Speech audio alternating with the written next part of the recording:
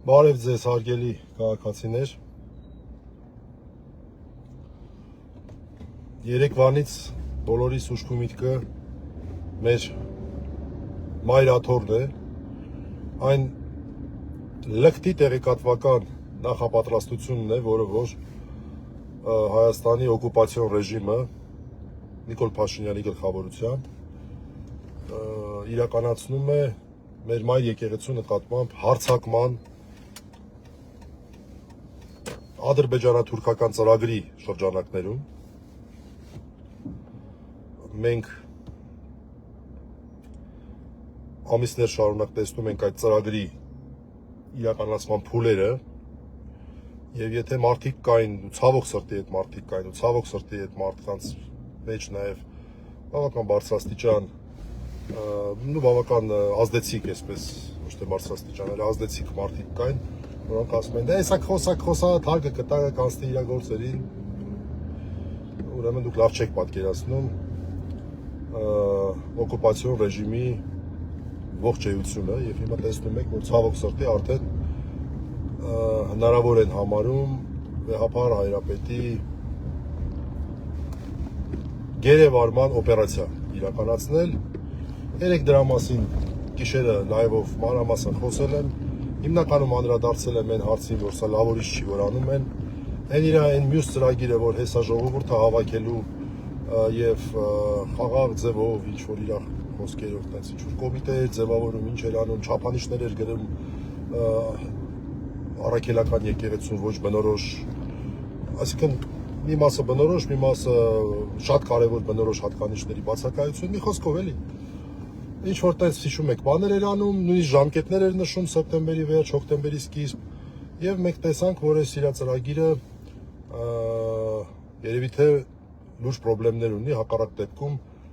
նրանք չէին գնա այս ծայրահեղ քայլին։ 2023-ից շեշտում եմ իրենց մոտ եղած ձայնագրությունը սլիվ անելուն, դրա հիման վրա արագ վեհապարի դեմ, պնդում եմ, վեհապարի դեմ գործ հարուցելուն, այն մարդիկ, ովքեր որ իրենց թույլ են տալի այս պնդումը անողներին անգրագետ համարել, ուրեմն այդ մարդիկ շատ հաց ու պանիր պետք է ուտեն,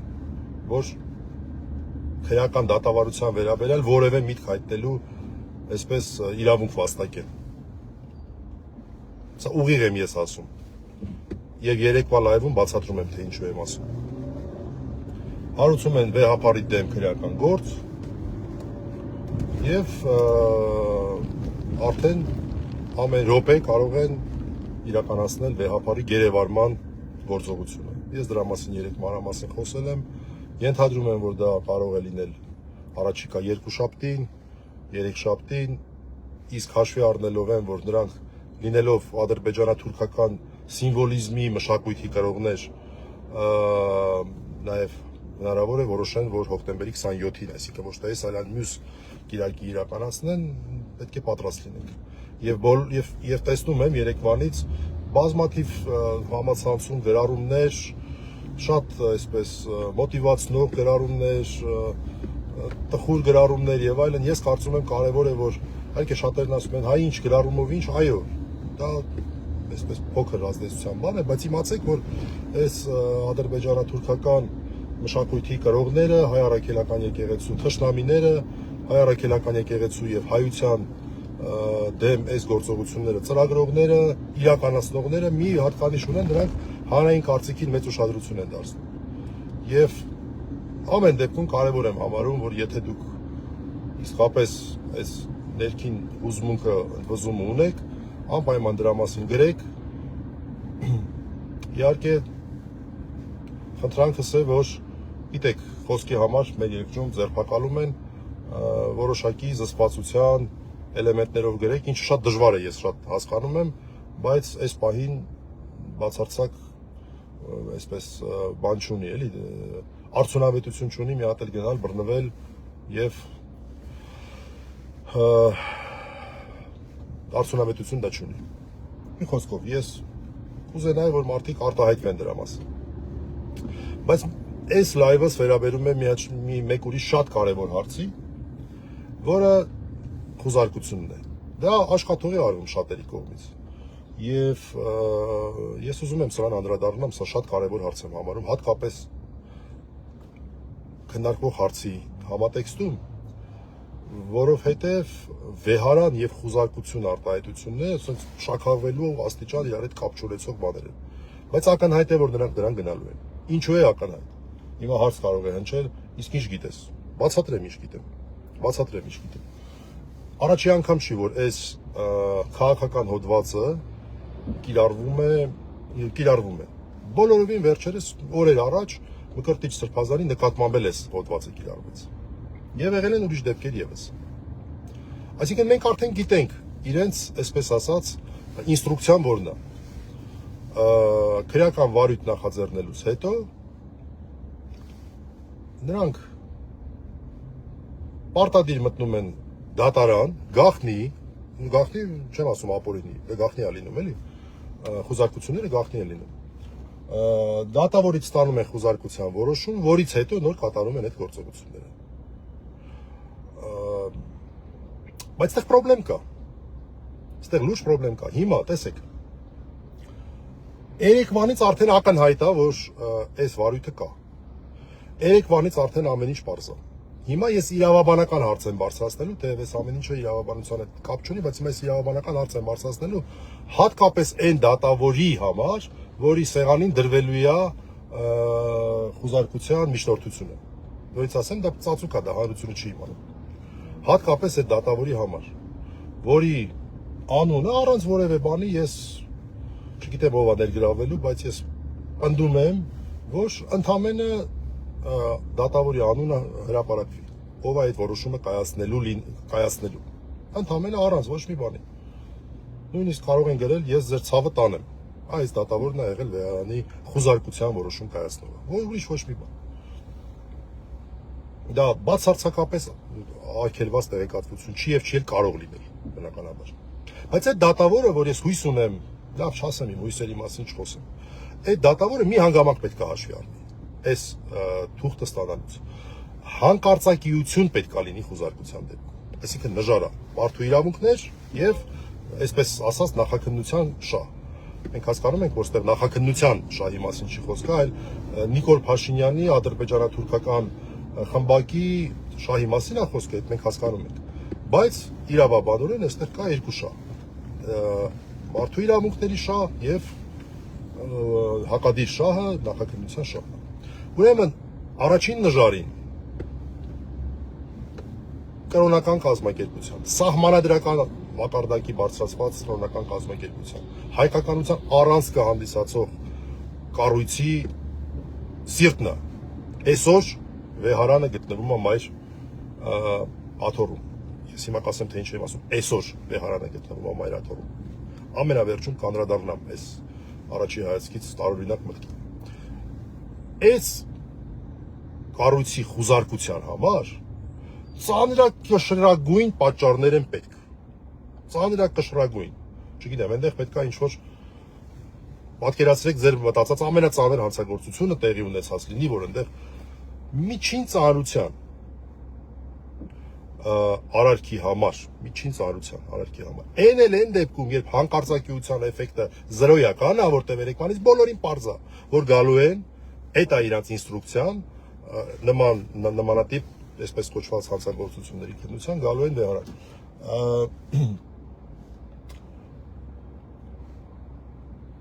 Բոլորի համար պարզ է, եւ այս հանգամանքը պետքա դատարանը չի կարող հաշվի չառնել, որ հանկարծակիության էլեմենտը զրոյական է։ Դա նշանակում է, որ նախաքննության շահ կոչվածը զրոյական է այստեղ։ Զրոյական։ Նախաքննության շահը կոչվածը այստեղ զրոյական է։ Եվ ես հիմա կանեմ պնդում։ Չեմ կարծում, որ այս պահին որոշումը կա, հավանաբար կարող արդեն միջնորդությունը ներկայացվել է եւ այլն, որտեղ գործողություններ ուրիշ պետք է անեն, պետք է այդտեղ հայտնված այդ նախկին հոգեվորականին հարցակնեն եւ այլն եւ այլն։ Այդ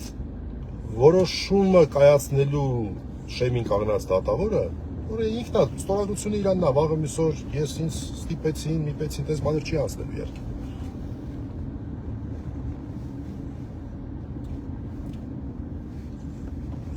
թող իմանա, հեսա մասնագիտական կարծիք, որ այս հանգամանքներում, այս պայմաններում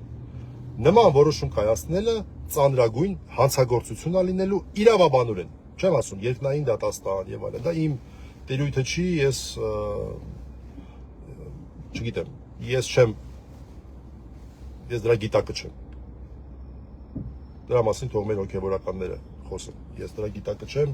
եթե երբեմն էլ դրա մասին արտահայտվել եմ, վստահ չեմ, որ ճիշտ եմ արել, աշխատում եմ չարտահայտվեմ։ Երկնային դատաստանի հարցը իմ այսպես տիրույթում ես չեմ համարում։ Ես ով եմ, ես ինչ-որ ժամանակավոր այս կյանքի պարգևը ստացած մեկն եմ, որը որ ոնց եկել եմ, հենց է գնալու եմ։ Այդ հավերժի հարցերը իմը չեն։ Բայց այս հարցը, իրավաբանական հարցը, մաքուր մասնագիտական հարց է։ Ես մասնագիտական կարծիք եմ ասում, ու ընդ որում հակառակ կարծիք ունեցողներին ինձ թույլ չեմ տալի անգրագետ ասելու, ի տարբերություն ոմանց,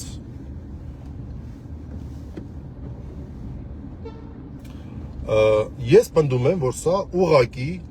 հանցագործություն կլինի այս հանգամանքներում խուզարկության որոշում կայացնելը վեհարանը։ Սա էի ուզում ասել։ Հիմա վերջում, ամենավերջում անդրադառնամ, թե ինչ էի ասում, որ այս պահի դրությամբ վեհարանը գտնվում է մայր աթոռում։ Ուրեմն ամենայն հայոց կաթողիկոսը գերեվարված կլինի, բանտարկված կլինի, ձերբակալված կլինի, կալանավորված կլինի, շարունակում է մնալ ամենայն հայոց կաթողիկոս։ 3 հոցություն ստացած, որը մեր եկեղեցում է դա արկա մեր հնամենի ավանդույթն է սա։ Դեռևս մեր պատմիչներն են գրում, օրինակ, Ներսես մեծ կաթողիկոսի օծության մասին։ Որպես կաթողիկոս, 3-րդ օծում, որը օրինակ հետաքրքիր է, չունեն կաթոլիկ, մեր հավատակից կաթոլիկ քրիստոնյաները չունեն, արևելյան ուղղափառները, արևելյան ուղղափառ չեմ, խոսքով տերմինաբանությունը չգիտեմ, ռուս ուղղափառներ, հույն ուղղափառներ, վրացի ուղղափառներ, մենք էլ ենք ուղղափառ, բայց անգլերեն տերմինն է Eastern եւ Oriental, որը հայերենով երկուսն էլ արևելյան է թարգմանվում։ Մի խոսքով, այդ եկեղեցիները նրանք էլ չունեն, առաքելական բնույթ կրող եկեղեցիները, որ շատ նման են իրար, իսկ առաքելական ինչ է նշանակում առաքյալների կողմից հիմնված, մեր պարագայում Թադեոս եւ Բարդուղիմեոս առաքյալների առաքելական եկեղեցիներից երևի միակն ենք, որ նախ այսպես օծությունն է, որ առաքելական եկեղեցիներում է շատ կարևոր, որտեղ Քրիստոսից է գալի այդ օծությունը, դրան էլ ուշադրություն դարձրին։ Քրիստոս օծել է իր աշակերտներին կամ օծել է, այլ Քրիստոս կոչել է իր աշակերտներին եւ օծության կարգն է հաստատել, որով որ հերթով առաքելական հաջորդությամբ մեկը մյուսին Թադեոս, Բարդուղիմեոս, որոնք ինչ-որ մեկին, հետո ինչ-որ մեկին, հետո ինչ-որ մեկին, հետո Գրիգոր Լուսավորչին, հետո շարունակում է, հերթով մեկը մյուսից փոխանցելով հասել են այսօր Գարեգին վեհապարին։ Սա մաքուր առաքելական հաջորդությունն է, բայց մեր եկեղեցու պարագայում է, որ բացի եպիսկոպոսական օծությունից նաև կա կաթողիկոսական շքեղագույն ծիսակարգ օծության, որը որ նոյեմբերի կարծեմ 4-ին Գարեգին վեհապարի օծության 26-րդ տարեդարձն ենք մենք նշել։ Եվ այսպես ամենայն հայոց կաթողիկոսը որտեղ էլ լինի, շարունակում է լինել ամենայն հայոց կաթողիկոս։ Շարունակում է լինել ամենայն հայոց կաթողիկոս։ Եթե օրինակ, չգիտեմ, ադրբեջանա-թուրքական ուժերի պատճառով նա չի կարող շարունակել իր ժամանակավորապես իր ծառայությունը, լի իշխան է նշանակել տեղապահ, որը ժամանակավորապես իր լիազորությունները կիրականացնի մինչև ամենայն հայոց կաթողիկոսը խոր վիրապից դուրս կգա, այսպես ասած, եւ մենք նորից հնարավորություն կունենանք, այս սցենարի դեպքում եմ էլ իհարկե ասում, նորից հնարավորություն կունենանք վայելել ամենայն հայոց կաթողիկոսի ներկայությունը մեր կյանքում։ Ֆիզիկական առումով, շփման առումով Իսկ այնպես ամենայն հայոց կաթողիկոսի ներկայությունը իհարկե էլի մեր կողքին էր։ Հիմա Վեհարանը շենքը չի։ Վեհարանը այնտեղ է, որտեղ է ամենայն հայոց կաթողիկոսը։ Կտանենք ԿԿԲ-ի պատվալ։ ԿԿԲ-ի պատվալը այդ շրջանում կլինի հայոց Վեհարանը։ Ուր էլ որ տանեն, այդտեղ է լինելու Վեհարանը։ Վեհարանը այնտեղ է, որտեղ վեհն է։